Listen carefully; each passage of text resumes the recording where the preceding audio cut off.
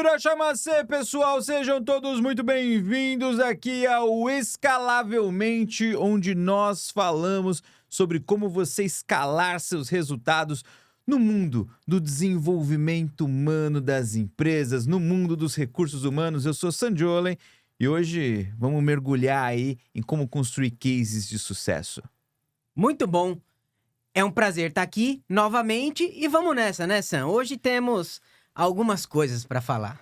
Meu querido Bruno Meotec, minha pergunta é a seguinte: a gente fala tanto sobre construir cases de sucesso dentro do RH. Só que a pergunta toda é assim: o que seria um case de sucesso do RH? Vamos lá, eu vou fazer algumas sugestões, tá? Não tem certo ou errado, mas eu vou sugerir no momento atual que nós vivemos. Um case de sucesso do RH, ele tem que estar relacionado com eficiência operacional. Tá. Hoje, com toda a tecnologia que a gente tem, toda, né, inteligência artificial e tudo mais, tudo isso nos mostra o quê? São sinais que nos mostram a tecnologia disponível para ganharmos eficiência operacional. Então, se o RH não olhar para a eficiência operacional, ele não está construindo um case de sucesso de verdade. Tá. E o que seria, assim, de maneira simples, eficiência operacional? É tipo assim, todo mundo rodando igual um reloginho, alguma coisa do tipo? Não, nós não estamos mais na era industrial, certo, Sam? Nós já estamos na era da inteligência artificial. Então, o que significa eficiência operacional? Obviamente, resultado financeiro é um ponto, mas para você ter o resultado financeiro, você tem que ter todos os pontos antes, que é você ser obcecado pelo cliente. Então, como criar uma empresa obcecada pelo atendimento do cliente? Esse é um dos pontos da Amazon, por exemplo. Uhum. Como você toma a decisão de uma forma mais rápida, Tá. diminuindo a estrutura de gestão e a estrutura hierárquica para você conseguir tomar decisão de uma forma mais efetiva e mais rápida. Isso vai te ajudar no processo de mudança. E como você implementa a tecnologia para agilizar as coisas que você faz no dia a dia. Então, não dá para falar eficiência operacional, obviamente, é resultado, é EBITDA lá no final. Só que para você chegar nisso, você tem todos esses pontos que eu falei. Tá, entendi. E como que eu posso, sabe, diferenciar no dia a dia, no trabalho da rotina ali, a diferença entre um case de sucesso e o trabalho do dia a dia, do RH, o trabalho mais burocrático, às vezes o trabalho mais rotineiro? Como que eu diferencio isso? Acho que aí tá um ponto. Assim, a gente tá tão acostumado a fazer as coisas que a gente acha que o que a gente tá fazendo é o resultado que tem que dar e a gente não pensa um pouquinho. É o famoso pensa fora da caixa, certo? O resultado, o trabalho que eu tô fazendo, qual é o resultado que ele tá dando em melhoria operacional na organização? Essa é uma pergunta muito boa. O resultado o trabalho que eu tô fazendo tá melhorando o quê? Ou ele tá mantendo? Eu acho que aqui é o segredo. O que eu faço é para manter o resultado, ou o que eu faço é para melhorar o resultado. Tá. Se eu estou fazendo e fazendo atividades que melhorem o resultado com o passar do tempo, aí eu tô diferenciando o que é um trabalho rotineiro para um trabalho que realmente agrega resultado. Quer dizer que se eu só tô sustentando a estrutura do negócio, tô só mantendo vivo, eu tô no básico, tô na rotina. Se tá mudando lá na frente alguma coisa, tô construindo pelo menos um case de sucesso. É isso aí. Tá mudando? Pô, eu tô reduzindo o custo? Eu tô fazendo coisas para melhorar a operação? Pô, se sim, beleza. Então eu tô começando a construir um case de sucesso. Tá. E assim, de maneira. Parece meio óbvio essa pergunta que eu vou fazer, só que ela ficou aqui na minha cabeça. Que é, qual que é a diferença, sabe? Qual que é o benefício que esse case de sucesso gera, mas não só para a empresa, mas para o meu departamento e para minha carreira? É porque pensando assim, pô, eu vou me esforçar tanto, tem tanta coisa para fazer, eu quero gerar um case de sucesso, mas o que isso vai gerar de diferença na minha carreira? Bom, eu acho que o primeiro ponto. Acho não, tenho certeza. O primeiro ponto é você se destacar na empresa que você Está. Então, isso tem um lado talvez desafiador, que a gente pode falar depois, mas você vai se destacar. Você, o seu resultado, aquele resultado, vai ter lá o seu nome e você vai, pô, fui eu que contribuí para esse resultado. Ou seja, você ganha destaque na empresa. Se o RH libera, tem até a plaquinha de funcionário do mês, sei Isso, lá. exatamente. Mas então eu acho que o primeiro ponto é esse. Legal. Segundo ponto, vamos pensar além das quatro paredes da empresa. Vamos pensar em como currículo, em como maturidade profissional. Isso é bom, hein? Você está construindo um case para você também, que você pode mostrar para qualquer outra empresa que você for aplicar ou você for fazer parte. Então, você está aumentando o seu potencial de carreira. Então tem, obviamente, ali as coisas, pô, vou ir lá brigar por um salário melhor, vou, sei lá, vou ganhar mais voz na empresa, porque eu tô contribuindo literalmente para o resultado operacional, mas ao mesmo tempo, eu tô aprimorando a minha carreira e o meu currículo. Isso ninguém tira. Se eu sair da empresa um dia, esse resultado e o processo para chegar nesse resultado, ninguém tira. E você vai poder aplicar isso em qualquer outro lugar. Legal isso, hein? Gostei. Já comecei a ver muitas vantagens aí. Sem Quer dúvida. dizer, Porque dá trabalho, certo, Sam? é, Construir um é o que case eu de imaginei. sucesso dá trabalho. Você já tem, imagina que você já tem as coisas que você precisa fazer. Uhum. É trocar o pneu com a roda andando. Dá trabalho. Nem todo mundo tem o esforço. Mas, onde você quer chegar na sua carreira? Essa é uma pergunta importante sempre de fazer, né?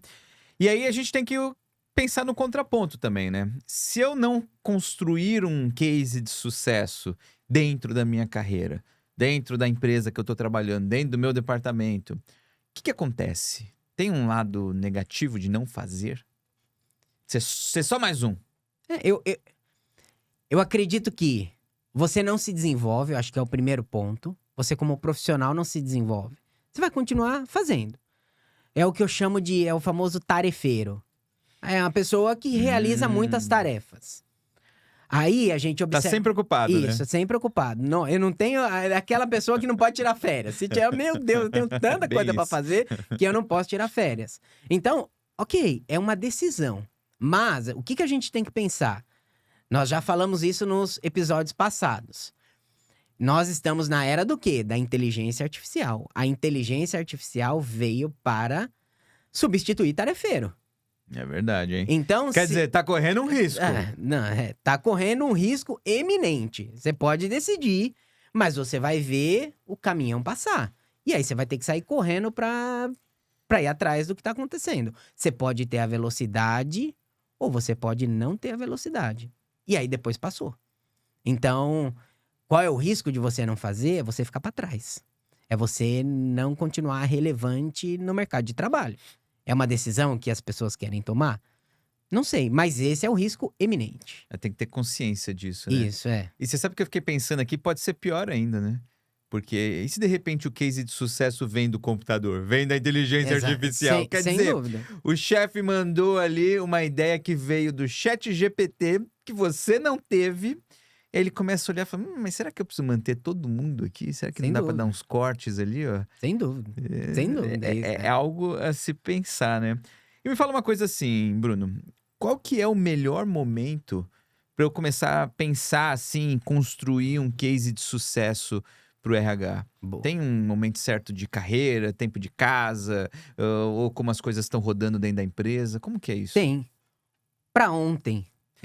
Essa é a resposta. Pra ontem. Obviamente, você tem que conhecer a empresa. Imagina uma pessoa que acabou de entrar. Ela não tem todos os elementos necessários para começar a construir um case de sucesso. Mas à medida que você conhece a empresa, e aí cada pessoa tem uma curva de aprendizagem diferente. Cada pessoa está exposta a situações de intensidades diferentes. Então, cada um vai aprender em um determinado tempo. Ok, mas à medida que você aprende, é pra ontem. À medida que você entende como é que funciona, é pra ontem. Sabe por quê? Eu acho que o principal ponto aqui, Sam, e aí, vamos ampliar um pouco. Qual que é o melhor momento pra começar a cuidar da saúde? Pô, era pra ter sido realmente ontem, né? Ontem. Qual que é o melhor momento para você dedicar para as pessoas que você gosta, para fazer as coisas que você gosta? Ontem. Quanto antes. Mas pensa o seguinte, a gente sempre vai ter coisa para fazer, Sam. Sempre vai ter coisa para fazer. Aí a gente fala, ah, não, agora não é o momento porque X, eu tenho esse daqui, isso daqui é a minha urgência. Tá bom, mas sempre vai ter. Qual Uhum. que vai ser o melhor momento? Se você esperar a sua vida ficar calminha, Tá flat, ferrado. pra Mas não vai ser começar a nunca, né? fazer, passou o Vai ser nunca. caminhão, entendeu? É bem isso. Passou o caminhão. Se você ficar esperando, eu em casa tá tudo bem, com os filhos tá tudo bem, no trabalho eu conheço todo mundo, sou todo mundo, não dá. Então qual que é o melhor momento? Agora. Não espera, tá? Você ter a condição perfeita pra começar. Começa já. Faz sentido, faz total sentido isso. E, Bruno, eu fiquei pensando até numa frase que tem aqui em inglês que eu acho que faz muito sentido para isso, do qual o melhor momento de pegar a manha, né? De entender como a empresa está rodando, até porque se a pessoa entrou agora na empresa, não tem como, ela não tem força, ela não entende. Então ela precisa entender o que está rolando, ela precisa dominar o que está rolando, que é o nail to scale, que tem a ver com escalar, né? Sim. Então, tipo, como que eu poderia traduzir nail to scale? Domine para poder escalar. Entende como que o negócio está rodando e aí depois você consegue amplificar o resultado disso, né? Sem dúvida, sem dúvida. Então, a pergunta assim grande que vem assim, ó, tá, como que eu posso trazer ideias que, querendo ou não, construir cases de sucesso vem de fazer coisas que não foram feitas antes, né? Como que eu posso trazer ideias? Como que eu posso trazer sugestões novas de caminho sem que, de uma forma ou de outra, eu vá contra o status quo do departamento, da empresa, sem que eu vá contra o costume, contra a cultura, contra o que as pessoas estão acostumadas ali com o dia a dia. Porque toda ideia ela precisa ser, no mínimo, fora do que as pessoas estão fazendo. O que Sem que você dúvida. sugere, assim, de legal de fazer? Bom, muito bom. Eu acho que nós temos aqui, Sam, alguns pontos. Quando a gente tá neste ambiente e que, pô, talvez a cultura não é tão favorável à inovação, os líderes talvez estão muito apegados ao que era passado, nós temos que entender sobre influência. Uhum, Então, nós estamos trabalhando num campo político. Eu ok. quero. Essa é a primeira coisa. É política, né? Política interna. Eu tô trabalhando no campo político, então eu preciso dominar ferramentas de influência com as pessoas. Como que eu vou interagir com as pessoas para poder influenciá-las a pensar de uma forma diferente? Não dá, Interessante. realmente não dá para fazer, é o famoso uma andorinha só não faz verão, certo? Total. Então, não dá para fazer, eu preciso de apoio. Então, como que eu influencio as pessoas? Esse é o primeiro ponto. Quais são as habilidades de influência pessoal? Legal. Então, se a pessoa é boa de influenciar os outros, é boa de liderar, né? De vender o sonho e a ideia, Isso, tem que estar com isso aí afiado. isso, sem Fala, dúvida. bacana. Eu acho que esse é o primeiro ponto. Tá. E aí, então, beleza. Outra coisa, Sam, que a gente, como cultura, hoje aqui nos Estados Unidos, a gente percebe, né, e lidando com as maiores empresas daqui dos Estados Unidos e do mundo, a gente vê bastante diferença cultural. Obviamente, estamos em outros países e tal, mas qual que é a principal diferença na minha visão? É a cultura do que eu chamo cultura da transparência e sinceridade. Tá. Como funciona A isso? gen a aqui a gente percebe, a gente vive que as pessoas elas falam o que precisa ser dito de uma forma obviamente educada, mas é transparente e sincero. É sem tantos dedos, né? Vamos dizer É, assim. no Brasil e lidando com esse cenário político, a gente tem um desafio de falar o que precisa ser dito com transparência e sinceridade. Ó, esses pontos aqui são pontos que precisam melhorar e tudo mais. Então, a gente tem muito medo de, como cultura brasileira É, de relacionamento, de ferir a outra pessoa, o que a outra pessoa vai pensar e etc. Só que eu preciso me desapegar disso. interessante. Você sabe que falou disso? Eu trabalhei na Alemanha, né? Eu tinha 23 anos, eu fui trabalhar na Alemanha. E eu lembro que foi um choque cultural muito engraçado, muito bizarro. E uma das coisas era isso. Eu lembro que uma vez eu cheguei para um colega do trabalho e falei assim: era uma coisa boba. Falei assim: tô precisando de não sei o que, tal, tal, tal. E ele virou para mim e falou: não tem. E eu fiquei esperando, sabe, aquele complemento, mas não tem, e me explicar o porquê. E ele ficou: você precisa de mais alguma coisa? Eu falei: não, eu só queria entender por quê. E aí ele falou assim: mas por que você quer entender o porquê? Você só precisa saber que não tem. Isso. Aí eu falei: faz sentido, né? Pragmaticamente faz sentido. E tem a ver com Sim. isso, né? O brasileiro, se a gente vai falar que não vai na festa de alguém, você tem que contar a história, É isso aí. É gasta-se tempo. cultural, não é ruim. Aqui nós não estamos julgando que é bom ou ruim. Nós estamos falando que é diferente. E se a gente quer construir um case de eficiência operacional e nós estamos talvez inseridos em um ambiente, uma cultura que não é tão favorável à inovação, eu preciso aprender isso. E Hum, também, assim, entender, Sam, eu vou magoar alguém?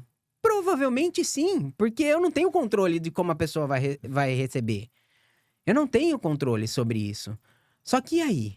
Quais são, de novo, as decisões que eu preciso tomar? Eu quero de verdade construir um case de sucesso? Porque se eu quiser de verdade, eu vou, obviamente, aprender a influenciar. Mas eu vou ter que falar o que precisa ser dito. E algumas pessoas não vão gostar. E tudo bem. Eu preciso fazer isso. Eu acho que o outro ponto aqui, Sam, do que a gente fala é indicador. Outra coisa que o Brasil, e de novo, não é bom ou ruim, mas vivendo essas duas experiências, uhum. a gente aprende muito, a gente expande a nossa forma de pensar. Nós, como Brasil, a gente gosta muito de indicador do quê? De esforço. Sensação de esforço, tá Isso, trabalhando tão duro. isso, é isso. Então, nós precisamos, se a gente quer, de novo, construir um case, esse case está relacionado com eficiência operacional, eu preciso pensar, e aqui é a pergunta: olha os indicadores que você tem no RH aí, ou na sua empresa como geral. Eles são indicadores do quê? De esforço ou de performance? Essa é uma pergunta importantíssima. Entendeu? Uhum, total. Porque eu, como RH ou como líder, eu passo muito tempo olhando esforço. Bruno, quer dizer que eu não tenho que ter processo? Não, não tô dizendo isso. Você tem que ter o processo, porque se a performance não rolar, onde precisa ajustar. Mas eu passo muito tempo gerenciando esforço e esqueço de observar a performance. Faz sentido. Esqueço de observar a performance. Então, isso é uma mudança cultural gigantesca. Isso me lembra aquele filme do Brad Pitt lá o homem que reinventou o jogo, não tem um negócio desse? Tem, Que tem. o cara, ele faz uma mudança na contratação do time de beisebol e era só baseada em número, em Isso. indicador. E É, aquilo mudou, literalmente mudou o jogo lá sim. do beisebol. Aí eu vou pegar esse ponto aí, porque aí a gente tem a pergunta. Qual que é a pergunta? Mas e a humanização do RH? É uma boa pergunta, é uma boa Né? pergunta. Vou deixar o processo menos humanizado? Afinal, são Não. recursos humanos, né? Isso. Não, não. O que eu tenho que fazer? Vamos lá, Sam. O que a gente falou até agora? Pô, indicador de performance, não de esforço. A gente falou sobre influência e cultura. Uhum. E falamos sobre sinceridade e transparência. Tudo isso para quê?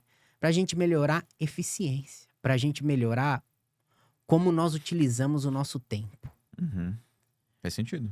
Então, pô, se eu tenho uma conversa mais sincera, transparente, eu não preciso ficar enrolando. Se eu organizo, se eu controlo mais performance, menos esforço, é menos tempo dedicado para ficar olhando cada ponto do processo. Uhum.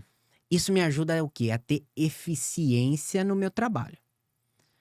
Quando eu tenho eficiência no meu trabalho, é o que eu chamo de comprar tempo. Eu estou comprando tempo. Quando eu ganho eficiência, eu compro tempo. Tá. O que eu faço com esse tempo adicional? Você pode fazer o que você quiser, né? Aí vamos para a humanização. O tempo adicional eu invisto onde? Em relacionamento, humano, em me relacionar com as pessoas. Entendi. Aí eu não perco a humanização, porque tá bom, vou contratar, vou olhar só o dado, tananã. Tá, parece muito racional para um departamento de recursos humanos. Mas eu preciso ter essa racionalidade para comprar tempo e ter tempo para me relacionar com as pessoas. Tá. Aí eu faço o processo eficiente e humano ao mesmo tempo. Faz Então sentido. é um desafio, mas dá para fazer. Você não precisa só ser racional, você pode ser racional e humano ao mesmo tempo. Se fosse fácil, Bruno, meu técnico, todo mundo fazia. Exatamente. Mas estamos aí, e aí, de novo, é a oportunidade, é o que a gente sempre falou nos outros episódios. Nós estamos vivendo um momento que para uns pode ser assustador, mas nós temos a oportunidade de ter tecnologias disponíveis que me ajudam a ter eficiência. É. Então, antes era muito difícil. Antes era muito. O acesso era muito exclusivo para empresas muito grandes, que tinham um orçamento muito grande para fazer sistemas que eram automatizados. Agora tá disponível. Tem alguns gratuitos, tem outros que você paga uma mensalidade. Tá no nosso celular hoje em Isso. dia, né? Loucura Entendeu? isso. Então, hoje, é muita coisa para fazer e tal. Mas hoje a gente tem uma oportunidade incrível, Sam. Não faz quem não quer fazer. Ó, não faz. Você não tá fazendo? É porque você não tá querendo. É esse que é o negócio aqui que a gente tem que deixar claro. E, Bruno, sabe que tem uma pergunta que eu gosto muito, que é uma pergunta de. A gente diz, né, no mundo do desenvolvimento humano, que é a minha área, né? De checar a ecologia. Checar para saber se a pessoa ela não vai se auto-sabotar ali na frente. E a pergunta é assim: legal, tudo isso é maravilhoso, todo mundo quer construir um case de sucesso, todo mundo quer ter resultados incríveis, ser bacana, ser promovido, ganhar destaque na carreira, botar no currículo, ótimo. A pergunta é assim: tem um motivo das pessoas não fazerem.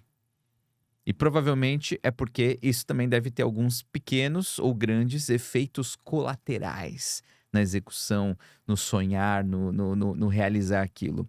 Então eu te pergunto assim: quais são os efeitos colaterais que existem em se perseguir um case de sucesso, em se construir um case de sucesso na empresa? Bom, eu acho que o principal é você se torna evidência. E não é a evidência do Chitãozinho Não Chororó. é. Poderia ser, poderíamos, inclusive. Olha lá, O que ele gosta. editor, coloca evidências no final deste episódio, por gentileza. Mas eu acho que você se torna evidência. E nem todo mundo tá pronto para se tornar evidência. Porque você tem muitos elogios de um lado, mas você tem muitas críticas do outro. E quando você se torna evidência, as pessoas que não sabem lidar com o seu avanço, elas vão observar, elas vão tentar pegar as falhas. E elas vão tentar apertar nas falhas. Então, E aí? isso é um efeito colateral que muitas vezes fazem as pessoas voltarem. Opa, não vou. Opa, mas comecei a ter muito atrito. Não vou, prefiro não. Então, esse Faz sentido. esse é um efeito colateral muito desafiador. É a mesma coisa, vamos pensar, é a mesma coisa do cara que é muito bom operacional e se torna um líder de pessoas. Uhum. Ele se tornou evidência, algumas pessoas não vão entender porque que a pessoa ali foi promovida, vai provavelmente, na maioria dos casos, ter algum nível de resistência. Uhum. E muitas vezes a empresa perde o melhor operador e não ganha um líder E não bom. ganha um líder maravilhoso, né? Entendeu? Uhum. Porque essa pessoa não sabe lidar com isso. Então, é a mesma coisa. Pô, de novo, eu acho que o RH ele tá no melhor momento que nós poderíamos falar, porque a gente precisa desenvolver pessoas de uma forma muito rápida. Contratação se tornou um desafio. Então, os subsistemas de RH estão, de uma forma ou de outra, na agenda dos executivos da empresa. Uhum. Então, todos esses subsistemas, eles já estavam, mas hoje estão cada vez mais latentes. Legal. Então, beleza. Então, eu tenho uma oportunidade. Como RH, a maioria das coisas que eu faço pode impactar na eficiência operacional. Beleza, então essa é a minha oportunidade. Eu vou aproveitar ou não? Como pessoa, eu vou aproveitar e eu vou estar disposto a receber algumas críticas para construir um case de sucesso? Tá vendo? Tem que se desenvolver aí, né? Tem que se É. trabalhar. Agora, posso fazer. Posso fazer um comentário? Deve? Olha assim, ó, quando eu falo isso e quando a gente chega nesse denominador, eu sempre penso o seguinte: olha a sua vida, para aí agora e reflete um pouco sobre a sua vida. O que você já passou para chegar até onde você tá nessa cadeira aí? Quais foram os desafios, as dores, só você sabe quantas noites você chorou no travesseiro. Então você chegou até aí. Quer dizer, você já tá num lugar já. Isso. E além disso, você tem força para superar esse próximo nível. Se você saiu de onde você tá e chegou até aqui, você tem força interna para poder chegar no outro nível, para poder passar por todos esses desafios e construir um case de sucesso, mesmo tendo gente falando mal. Então, pensa assim, ó, você tem força. Só que aí a gente entra na zona de conforto. Ah, talvez tá confortável aqui. Uhum. Vale a pena sair dessa zona de conforto para ir pro próximo nível? Mas você tem Fora. força. É interessante isso, É. né? Vale a pena entrar em evidência em troca de algo disso. Sabe um conceito que eu gosto muito que é assim: toda vez que um par ele começa a se destacar e ele começa a crescer, isso gera um incômodo muito grande nos outros pares, e é normal, é humano Sim. isso, por um motivo maior que todos. Um motivo. Pensa, na escola, todo mundo junto, estudando, e de repente tinha aquele seu colega lá de sala que não era mais inteligente nem mais burro, era uma pessoa normal, tava ali igual. E aí, de repente, você descobre que aquela pessoa ficou bem-sucedida, tá saudável, feliz, bem casado, os filhos são fodas. Porra, a pessoa se deu bem na vida. O que que isso gera nos outros? Gera o incômodo. Esse incômodo, essa sensação, ela vem da sensação de que o outro fez algo que você poderia ter feito e não fez. Essa distância, né, esse Sim. delta entre onde você tá e o outro tá, é o que gera esse desconforto. Então, sempre que um par cresce, vai ter esse desconforto. Do mesmo jeito que as pessoas ficam desconfortáveis em começar esse movimento, né? Sim, sem dúvida. E é interessante começar a pensar: será que eu vou me deixar parar, construir minha carreira, meu negócio, em nome de manter esse medo, esse status quo, me manter igual, não me destacar? É o pensamento que fica aqui hoje. Sem dúvida. Filosofando aqui. Exato.